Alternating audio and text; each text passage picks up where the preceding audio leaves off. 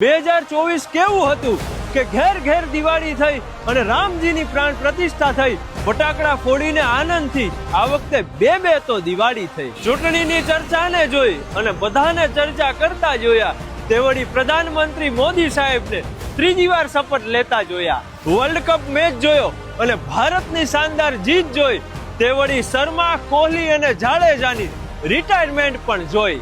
લોકમેળો હાવ ન જોઈ હૈકા, પણ નવરાત્રીમાં 5 વાગ્યા સુધી ગરબે રહીમાં તે અટલ સરોવર ને એમ્સના પ્રોજેક્ટ રાજકોટ વાસીઓને ખૂબ ગઈમાં. વનતારા તો જોયું અને અંબાણી પરિવારના વેડિંગ પ્રી વેડિંગ એ જોયા. તે ચોમાસામાં તડકો અને વગર ઋતુએ મેઘરાજા પણ જોયા. ટીઆરપી અગ્નિકાંડમાં નિર્દોષના જીવ બળતા જોયા તો એક બાજુ સેવાભાવી અને કુશળ રતન ટાટાને ખોયા. રામકથા મોરારી બાપુની રાજકોટમાં યોજાણી. વૈશ્વિક રામકથા રાજકોટ સાથે સમગ્ર ગુજરાતે માણી. 2024 નું વર્ષ તમારું જેવું ગયું હોય એવું, પણ 2025 ના વર્ષમાં રામનાથ દાદા તમારા ઉપર ખૂબ જ કૃપા કરે અને તમે બધા ખૂબ જ મોજ માર્યો. જય રામનાથ.